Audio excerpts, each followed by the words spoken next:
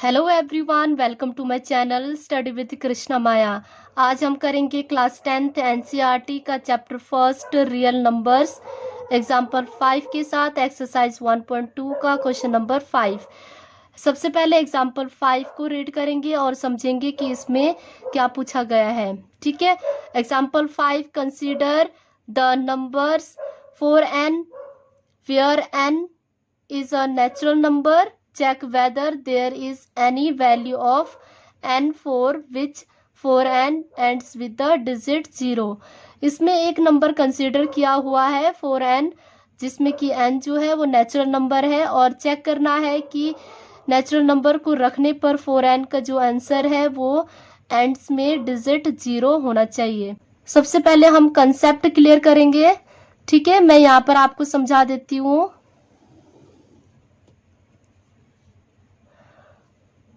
4n है और n जो है वो नेचुरल नंबर है। नेचुरल नंबर 1 2 3 4 होता है।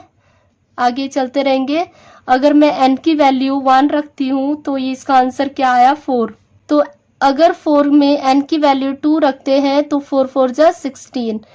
4 की पावर 2 रखने पर इसमें वंस पोजीशन में 6 आ रहा है और इसकी वंस पोजीशन में 4 और इसके 6। तो यहाँ पर हमें ये दिख रहा है कि इसमें 0 नहीं है। तो सबसे पहले हम एक बार फैक्टराइजेशन भी करके देख लेते हैं। प्राइम फैक्टराइजेशन कर लेते हैं। 4 2 1 2 2 2 4 2 1 2। तो इसके प्राइम फैक्टर क्या है 2 मल्टीप्लाई 2 और इसकी prime factorization 2 multiply 2 multiply 2 multiply 2। ठीक है, इसी तरह इसका भी इसका प्राइम फैक्टराइजेशन हो जाएंगे 2 multiply 2 multiply 2 multiply 2 multiply 2 multiply 2। Clear. तो ये भी ऐसे ही आप फैक्टराइजेशन करके देखोगे तो ये ऐसे ही आएंगे। तो हमें यहाँ पर क्या पता लग रहा है कि इसका प्राइम फैक्टराइजेशन करने पर 2 ही आ रहा है। ठीक है, 2 ही आ रहा है, यानी कि 2 raise to power 2 and 2 raise to power कितने हैं 4 एच 2 रेज टू पावर 6।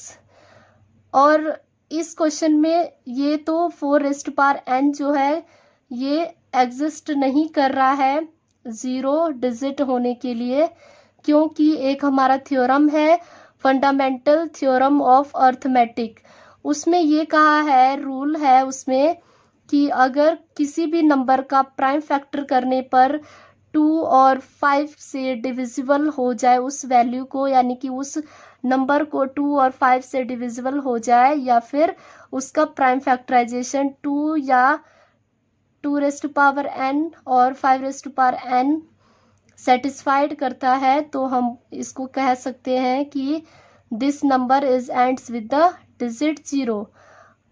अब हम ये सोचेंगे कि 2 मल्टीप्लाई 5 का प्राइम फैक्टराइजेशन किसका हो सकता है। यानी अगर हम इसका वैल्यू 1 रखते, इसकी वैल्यू 1 रखते तो 2 5 जा 10। इट मीन्स 10 का प्राइम फैक्टराइजेशन क्या हो सकता है 2 रेज टू पावर 1 और 2 raise to power 1 5 raise to power 1। ठीक है, तो 1 तो मेंशन नहीं करते, बेसिकली इसका होता है 2 मल्टीप्लाई 5। ठीक है, तो अब क्या होगा कि 10 का जो प्राइम फैक्टर है 2 मल्टीप्लाई 5 है, और किसका हो सकता है 10, फिर उसके बाद 11 12 13 इसको डिवाइड करके, यानी कि इसको प्राइम फैक्टर बनाओगे तो नहीं होगा।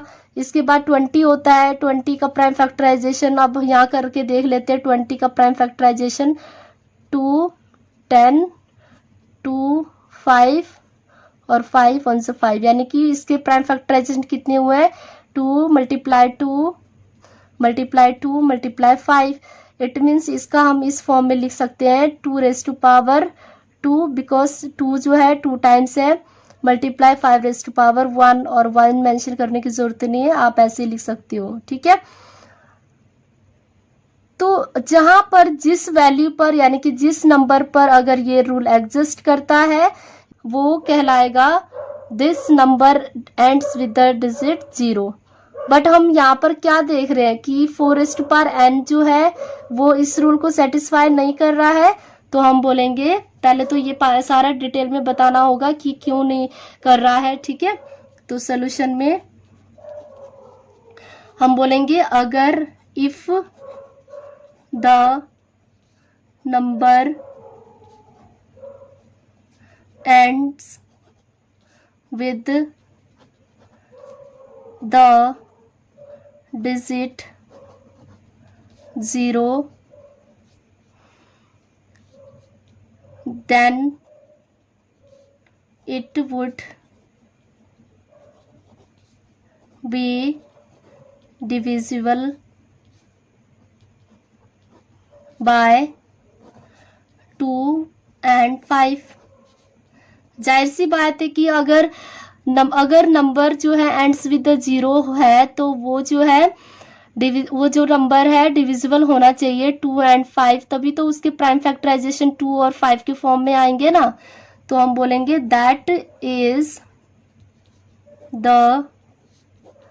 Prime factorization would contain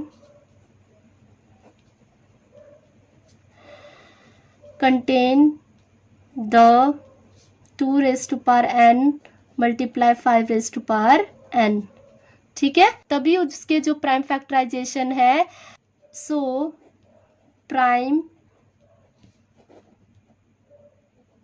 factorisation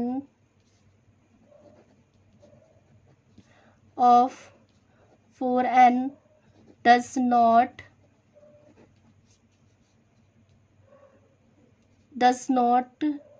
contain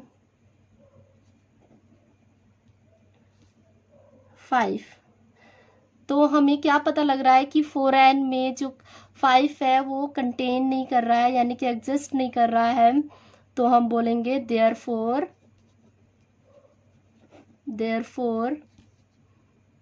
4n does not ends with the digit 0 for any value of n। ठीक है, तो ये था हमारा एग्जाम्पल 5। आपको अच्छे से क्लियर हो गया होगा। सिमिलरली क्वेश्चन नंबर 5 भी यही है। Question number 5, check whether 6n can ends with the digit 0 for any natural number n। ये भी वही है जैसे 4n के साथ किया था हमने, तो मैंने ये पहले से ही लिख लिया है तो क्योंकि मैंने अभी आपको सारा उसमें क्लियर कर दिया है, तो मैं थोड़ा सा आपको यहाँ पर बता देती हूँ अच्छे से। इसमें भी यही बताना है 6 रेज़ टू पावर n जो है वो एंड्स विद द डिजिट 0 के साथ है, यानी कोई भी नेचुरल नंबर n रखने पर। ठीक है, तो मैं क्या करूँगी 6n, यानी कि n जो है हमारा नेचुरल नंबर है 1 2 3 ऐसे ऑन। हम करेंगे 6 की वैल्यू 6 रेज़ टू पावर 1 की वैल्यू 1 रखेंगे तो 6 रेज़ टू पावर 2 रखेंगे तो 6 6 36। तो यहाँ पर भी हमें यही देखने को मिल रहा है कि एंड जो नंबर है एंड्स डिजिट है वो 0 नहीं है। तो इसका भी एक बार प्राइम फैक्टराइजेशन कर लेते हैं। 6 का 2 3 6 3 1 3, यानी कि इसके प्राइम फैक्टराइजेशन क्या क्या बन रहे हैं 2 × 3। ठीक है, और इसका भी ऐसे ही होगा 36 का प्राइम फैक्टराइजेशन 2 1 2 2 8 16 2 9 18 और 3 3 9 और 3 1 3। तो इसके भी प्राइम फैक्टराइजेशन है 2 × 2 × 3 × 3। तो यहाँ पर भी कोई 2 रेज़ टू पावर n और rule 2 raise to power n × 5 raise to power n जो है ये एग्जिस्ट नहीं कर रहा है, यानी कि इसमें 2 तो है लेकिन 5 नहीं है, 5 से डिविजिबल नहीं है ये नंबर। तो हम इसको बोलेंगे if the number ends with the digit 0 then it would be divisible by 2 and 5। अगर कोई नंबर एंड्स विद द 0 है तो वो डिविजिबल होगा 2 और 5 से, तभी उसके प्राइम फैक्टराइजेशन जो है वो 2 raise to power n × 5 raise to power n के फॉर्म में लिख सकते हैं। आज के लिए इतना ही, फिर मिलेंगे नेक्स्ट क्वेश्चन के साथ। तब तक के लिए till then take care, bye bye.